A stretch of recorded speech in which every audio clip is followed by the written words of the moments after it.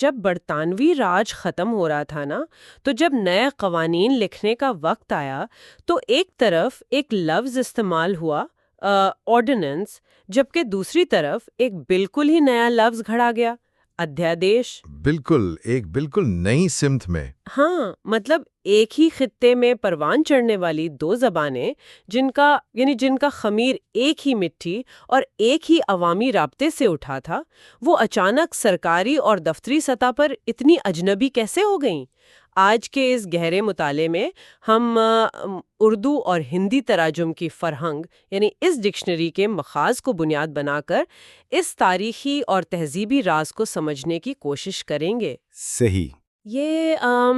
یہ محض الفاظ کی کوئی عام سی فہرست نہیں ہے، یہ اصل میں ان دو زبانوں کے ارتقاء، ان کی نفسیات اور ریاستی پالیسیز کا ایک حیرت انگیز دستاویزی ثبوت ہے۔ اور آج کی اس گفتگو کا ہمارا خصوصی مقصد یہ ہے کہ ہم اس دلچسپ تعلق کی ایک جامع اور تیز رفتار 5 منٹس ایکسپلینیشن، یعنی 5 منٹ کی وضاحت پیش کریں۔ ہاں، تاکہ کم وقت میں ایک مکمل تصویر سامنے آ سکے۔ صحیح کہا، تاکہ سننے والوں کو کم وقت میں زیادہ سے زیادہ علم حاصل ہو سکے۔ تو چلیں اس کو ذرا کھول کر دیکھتے ہیں۔ یہاں جو بات سب سے زیادہ دلچسپ ہے وہ یہ ہے کہ زبانیں کبھی بھی تنہائی میں سفر نہیں کرتی۔ بالکل۔ جب ہم اس ڈکشنری کو، اس فرہنگ کو غور سے دیکھتے ہیں تو معلوم ہوتا ہے کہ ہندی اور اردو کا سفر بالکل ان دو جڑواں بھائیوں جیسا ہے، جو پلے بڑے تو ایک ہی آنگن میں، لیکن ان کی فکری اور نظریاتی پرورش دو بالکل مختلف سمتوں میں ہوئی۔ اچھا، دو مختلف سمتوں میں۔ ہاں، دیکھیں، اردو نے اپنا رشتہ عربی اور فارسی کی ان روایات سے جوڑے رکھا جو صدیوں سے ہندوستان کے درباروں اور صوفیہ کی خانقاہوں میں رائج تھیں، جبکہ ہندی نے ایک شعوری فیصلہ کیا۔ یعنی انہوں نے ایک الگ راستہ چنا۔ جی، انہوں نے اپنی جڑوں کی تلاش میں قدیم سنسکرت کی طرف واپسی کا سفر شروع کیا، اور اس کا سب سے پہلا اور بنیادی اثر اس بات پر پڑا کہ یہ دونوں زبانیں انسان اور اس کے جذبات کو کیسے بیان کرتی ہیں۔ واقعی، اور اس مخاز کا آغاز بھی بالکل اسی نقطے سے ہوتا ہے۔ جب میں اس دستاویز کو پڑھ رہی تھی نا، تو پہلا ہی لفظ جس نے مجھے تھوڑا روکا وہ تھا ادمیت۔ ہم روزمرہ زندگی میں کہتے ہیں کہ اس شخص میں کوئی ادمیت نہیں۔ اب اس کے سامنے ہندی کے جو متبادل دیے گئے ہیں وہ ہیں منشیتا اور مانوتا۔ صحیح۔ میں یہ سوچ رہی تھی کہ معنی تو دونوں کے بالکل ایک ہیں، یعنی انسان ہونے کا جوہر، لیکن ان کی آواز، ان کی گونج بالکل مختلف محسوس ہوتی ہے۔ ایک ایسی مثال ہے جیسے ایک ہی تصویر کو فارسی اور سنسکرت کے الگ الگ رنگوں سے پینٹ کیا گیا ہو۔ یہ بہت عمدہ تشبیہ ہے، اور یہ فرق صرف آواز کا نہیں ہے، بلکہ یہ پوری انسانی تاریخ کے تصور کا فرق ہے۔ وہ کیسے؟ دیکھیں، لفظ آدمیت کی جڑ عدم میں ہے، جو مشرق وسطیٰ اور ابراہیمی روایت میں پہلے انسان کا تصور ہے۔ اچھا، ہاں۔ جب اردو بولنے والا آدمیت کہتا ہے تو وہ لاشعوری طور پر اس پوری تہذیبی اور مذہبی تاریخ سے جڑ جاتا ہے۔ اوہ، واقعی یہ تو بہت گہری بات ہے۔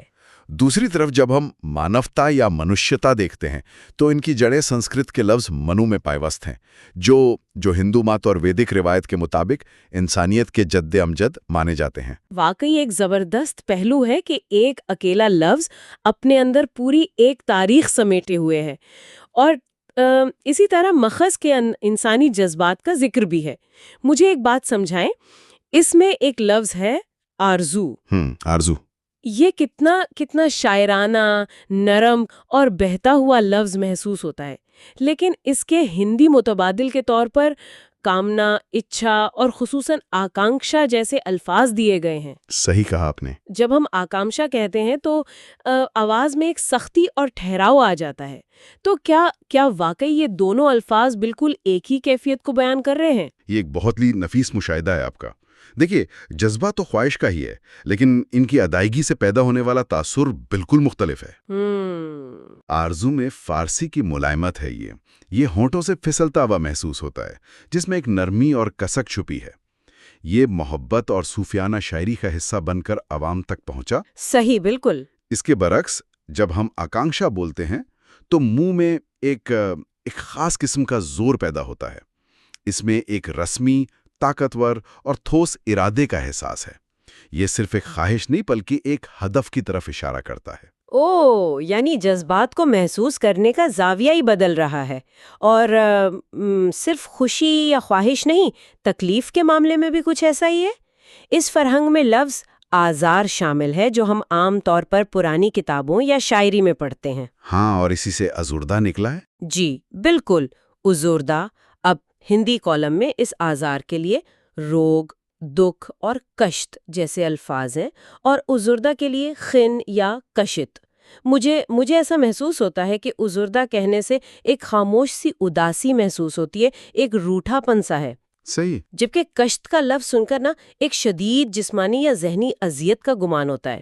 کیا ازوردہ اور خن ایک ہی تاثر ابھارتے ہیں؟ بالکل درست کہا آپ نے۔ کشت میں ایک بوجھ ہے، ایک مشقت کا پہلو نمایاں ہے، جبکہ ازوردہ دل کی اس کیفیت کو ظاہر کرتا ہے جہاں انسان معلول یا افسردہ ہوتا ہے۔ ہاں، یعنی اداس ہوتا ہے۔ جی، زبان دراصل ہمارے احساسات کو ایک خاص سانچے میں ڈھالتی ہے، اور صرف انفرادی احساسات ہی نہیں بلکہ جب انسان معاشرے میں دوسرے انسانوں سے ملتا ہے تو زبان اس کے رویے بھی طے کرتی ہے۔ اس کی کوئی مثال ملتی ہے ماخذ میں؟ بالکل۔ مثال کے طور پر ڈکشنری میں اردو کا لفظ ہے آداب۔ یہ درباروں، محفلوں اور تہذیبی نشستوں سے ابھرنے والا تصور ہے۔ اس کے اندر ایک جھکاؤ، لحاظ اور نرمی ہے۔ صحیح۔ لیکن اس کا ہندی متبادل بتایا گیا ہے ششٹتا۔ ششٹتا، یہ لفظ سن کر مجھے کوئی دربار یا محفل یاد نہیں آتی، بلکہ کوئی بہت ہی نظم و ضبط والا اسکول یا آشرم ذہن میں آتا ہے۔ اور اس کی وجہ یہ ہے کہ ششٹتا سنسکرت کے اصولوں پر مبنی پاکیزگی، قواعد اور سماجی نظم و ضبط کی طرف اشارہ کرتا ہے۔ اچھا۔ اس میں لحاظ سے زیادہ قواعد کی پابندی کا عنصر شامل ہے۔ یہیں سے ہم دیکھ سکتے ہیں کہ فرد کی اندرونی دنیا اور سماجی رویوں سے نکل کر زبان کس طرح ریاست اور قانون کی سطح پر اپنے اصول وضع کرتی ہے۔ یہاں آ کر بات واقعی بہت دلچسپ ہو جاتی ہے، کیونکہ جب ہم ایک معاشرے میں ششتا یا آداب کے ساتھ رہنا سیکھ لیتے ہیں تو اگلا قدم انسان کی بیرونی آزادی اور اس کے سماجی حقوق کا ہوتا ہے۔ صحیح بات ہے۔ دستاویز کا وہ حصہ جہاں آزادی کے تصور کو کھولا گیا ہے وہ میرے لیے واقعی بہت حیران کن تھا۔ اردو بڑی سادگی سے کہتی ہے آزاد، لیکن ہندی میں اس کے لیے مکت، سوتنتر، سوادھین اور سوچھند جیسے الفاظ کی ایک پوری قطار موجود ہے۔ کیا آزادی جیسی سیدھی سادی چیز کے لیے اتنے سارے پیچیدہ الفاظ کی واقعی ضرورت تھی؟ یہ ایک اہم سوال کھڑا کرتا ہے کہ ایسا کیوں ہے؟ دراصل جب ہم ریاستی، سماجی اور قانونی حقوق کو بیان کرتے ہیں تو زبان کو نہایت واضح اور غیر مبہم ہونا پڑتا ہے۔ اچھا۔ اردو کا لفظ آزاد فارسی سے آیا ہے اور اس کا بنیادی مطلب غلامی یا قید سے رہائی ہے، لیکن ہندی کا لفظ سوتنتر ایک بالکل مختلف فلسفہ پیش کرتا ہے۔ وہ کس طرح؟ اگر آپ اس لفظ کو توڑیں تو یہ سوا یعنی اپنا اور تنتر یعنی نظام سے مل کر بنا ہے۔ تو تنتر کا مطلب نظام یا سسٹم ہے، یعنی سوتنتر کا مطلب محض زنجیریں ٹوٹنا نہیں بلکہ اپنا نظام خود چلانا ہے۔ یہ تو ایک مکمل سیاسی نظریہ ہوا۔ بالکل۔ سوتنترتا ایک ریاستی اور سیاسی خود مختاری کا اعلان ہے، اور یہی وجہ ہے کہ جب آزادی کو مختلف سماجی حقوق کے ساتھ جوڑا گیا تو ہندی نے ایک باقاعدہ، منظم، سائنسی طرز کا لسانی ڈھانچہ کھڑا کیا۔ صحیح۔ مخاز ہمیں بتاتا ہے کہ اردو نے ایک نہایت سادہ سا اصول اپنایا، بنیادی لفظ آزادی رکھا اور اس کے ساتھ موضوع کا لفظ جوڑ دیا۔ ہاں، جیسے آزادی تقریر، آزادی رائے، آزادی عبادت۔ جی، اردو میں یہ تمام تراجم ایک رواں، نرم اور روایتی شکل میں موجود ہیں۔ لیکن جب میں ہندی کے کالم میں دیکھتی ہوں تو مجھے لگتا ہے جیسے میں کوئی ریاضی کا فارمولا پڑھ رہی ہوں۔ صحیح۔ آزادی تقریر کے لیے واک سوتنترتا، آزادی رائے کے لیے مت سوتنترتا، اور آزادی خیال جس کے لیے ہم اردو میں کتنی آسانی سے آزادی خیال کہہ دیتے ہیں، اسے ہندی میں وچار ابھیویکتی سوتنترتا کہا گیا ہے۔ میرا سوال یہ ہے کہ کیا اس قدر بھاری بھرکم سنسکرت اصطلاحات کا استعمال عوامی رابطے کو مشکل نہیں بنا دیتا؟ یہ بہت جائز سوال ہے، اور اس کا جواب ان زبانوں کی ریاستی پالیسی میں چھپا ہے۔ پالیسی میں؟ ہاں، دیکھیں، اردو چونکہ برِ صغیر میں رابطے کی ایک قدرتی اور عوامی زبان کے طور پر ارتقا پذیر ہوئی تھی، اس لیے اس نے وہی تراکیب استعمال کیں جو صدیوں سے رائج تھیں۔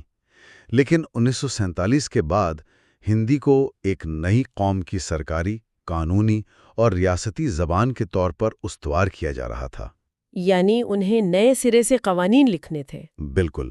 قانون سازی میں کسی بھی قسم کے ابہام سے بچنے کے لیے ضروری سمجھا گیا کہ سنسکرت کی وہ قدیم اور ٹھوس لغوی بنیادیں استعمال کی جائیں جن کے معنی بالکل متعین اور حتمی ہوں۔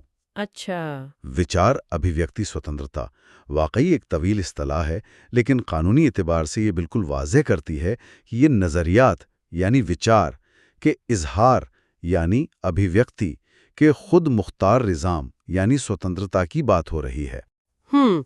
یہ بات سمجھ میں آتی ہے کہ قانون کو واضح ہونا چاہیے۔